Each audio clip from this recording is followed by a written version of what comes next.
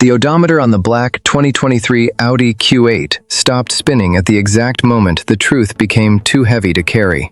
Right now, 84 days into the disappearance of Nancy Guthrie, the investigation has shifted from the frantic search of the Tucson desert to a surgical strike against the one place no one wanted to look, the inner circle. The FBI is no longer hunting for a shadow in the night. They are hunting for a man who sat at Nancy's dinner table, shared her wine, and supposedly kissed her cheek goodbye just hours before she vanished. 3 questions now haunt the digital corridors of the Quantico field office. Why did Tommaso Cioni's vehicle ping a cellular tower in Nogales at 3:14 a.m.?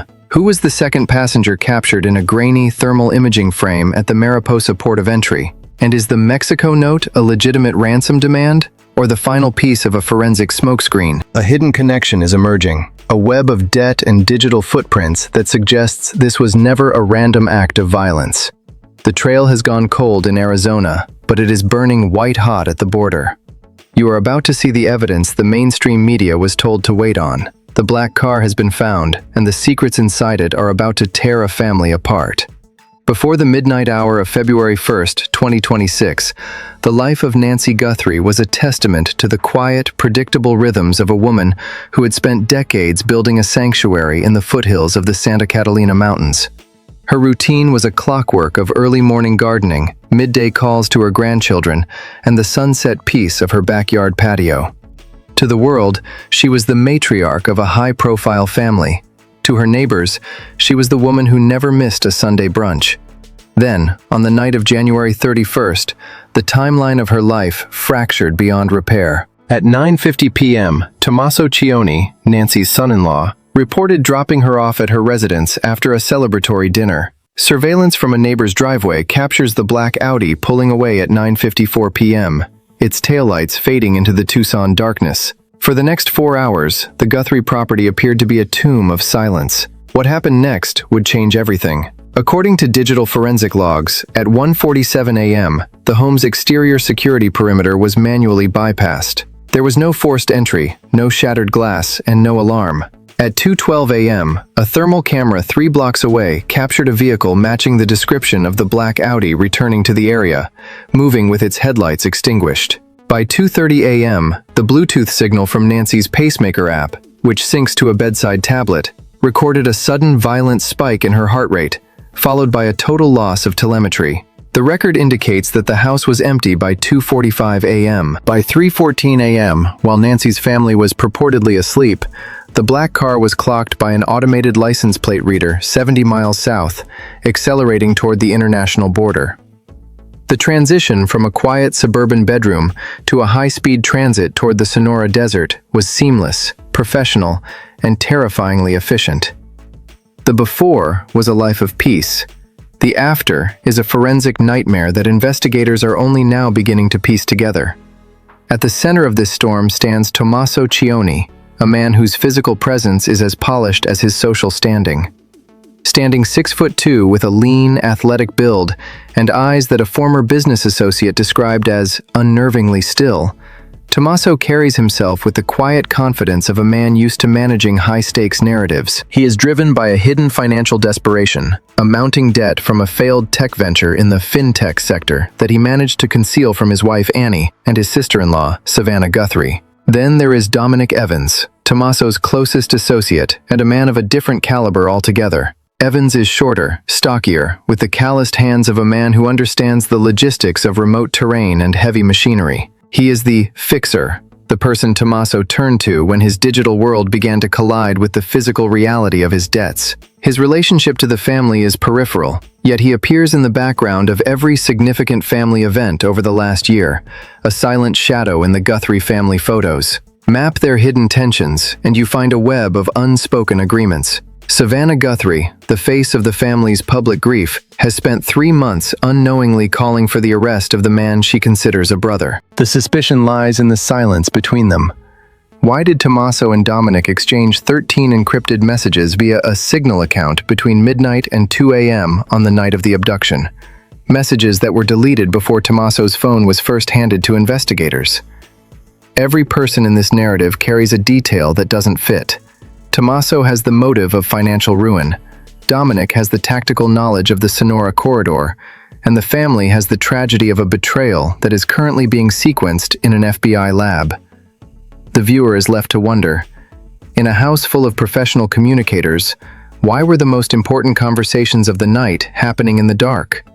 The forensic weight of this case rests on a series of documents that the Pima County Sheriff's Office attempted to keep under seal during the initial 60 days of the investigation. According to files obtained by our team, specifically a leaked internal memo from the FBI's Digital Evidence section, the black car was not just a means of transport, it was a rolling data center. Telematics recovered from the Audi's internal computer system show that the trunk was opened at 2:34 a.m. and remained open for exactly 4 minutes and 12 seconds. This timestamp aligns perfectly with the moment Nancy's pacemaker signal vanished. Furthermore, bank records obtained through a federal subpoena reveal that on January 15th, just 2 weeks before the abduction, a transfer of $45,000 in Bitcoin was made from an account controlled by an LLC linked to Tommaso Cioni. The destination? A digital wallet traced to a mule in Hermosillo, Mexico.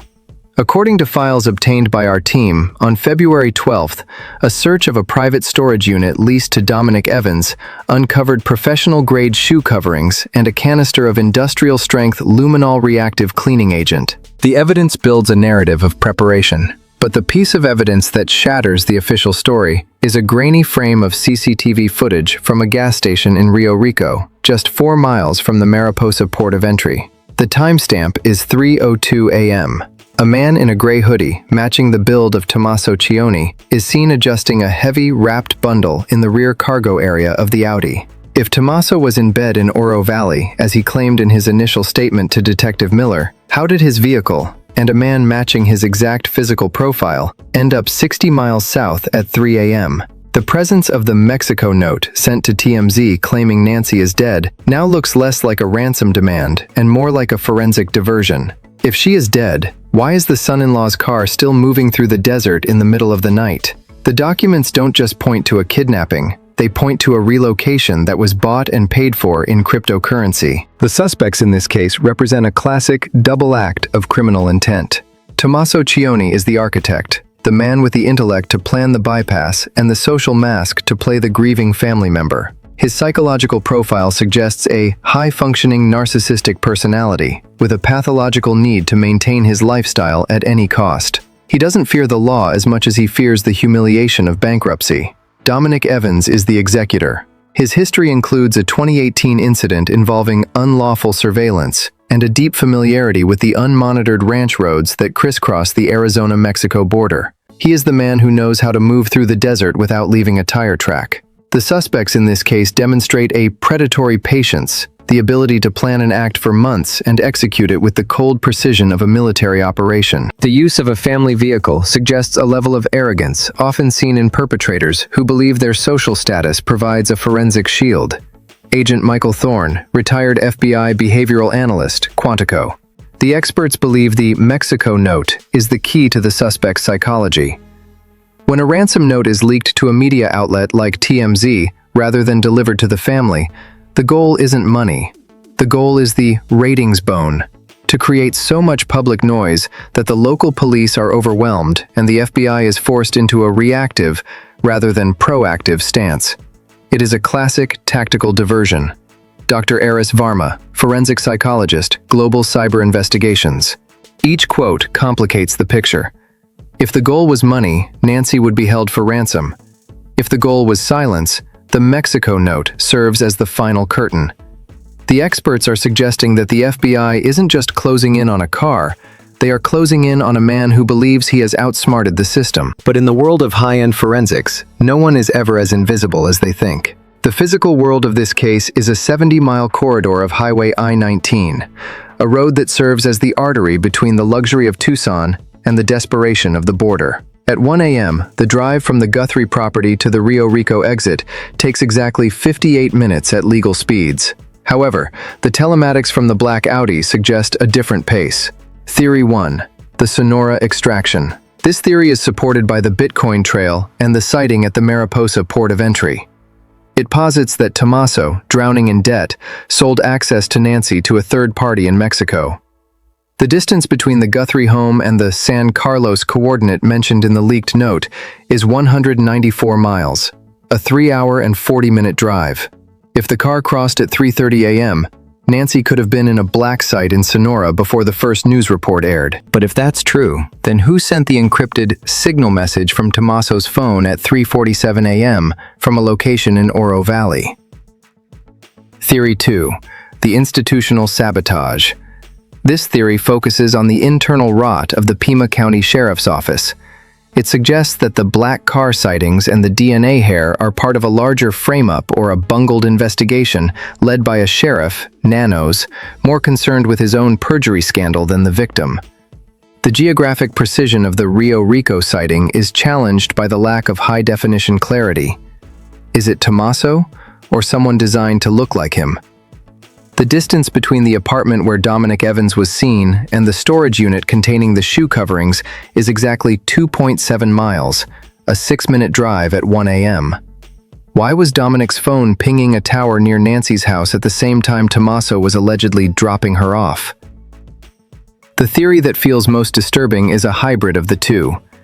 Tommaso didn't sell her, he moved her. The bundle seen in the trunk wasn't a body, it was a living woman, drugged and silenced, being handed off to a team that specializes in making people disappear for good. But if that's true, why leave the car? Why let the FBI find the telematics? Unless the car itself is the decoy and Nancy never left Arizona. The jaw-dropping connection that reframes this entire case was found not in a car, but in a cloud. On April 23rd, FBI digital technicians recovered a deleted image from a Ghost Vault app on a tablet belonging to Dominic Evans. It wasn't a photo of Nancy, it was a photo of a blueprint, the blueprint of the Guthrie home's security motherboard. Written in the margins of the blueprint, in handwriting that a forensic document examiner has tentatively matched to Tommaso Cioni, is a single 6-digit code, 147026, the exact code used to bypass the security at 1:47 a.m. But there's more. The metadata of that photo shows it was taken on January 2nd, 30 days before the kidnapping. This was not a crime of opportunity. This was a 30-day countdown. The pacing of the investigation has now shifted from a search to an ambush. The FBI has tracked the black car's final destination to a salvage yard near the border. Inside the trunk, they didn't find Nancy. They found a single blonde hair caught in the latch, and a receipt for a boat rental in San Carlos, Mexico, dated February 2nd. The truth remains buried in the Sonora silt, but the ghost in the machine has started to speak. The case is open. The son-in-law is silent. And the black car is no longer a mystery, it is a witness. The final, haunting question remains. If the FBI is closing in, why is the person who rented that boat still moving south? You've just seen what the mainstream media refused to cover because the truth is more uncomfortable than the headline. The Guthrie case is not just a story of a missing woman. It is a story of how easily the people we trust can turn the world into a crime scene. Most people will never know about the blueprint or the 6-digit code. You do now. Someone out there knows exactly what happened in that 3-hour gap between Tucson and the border.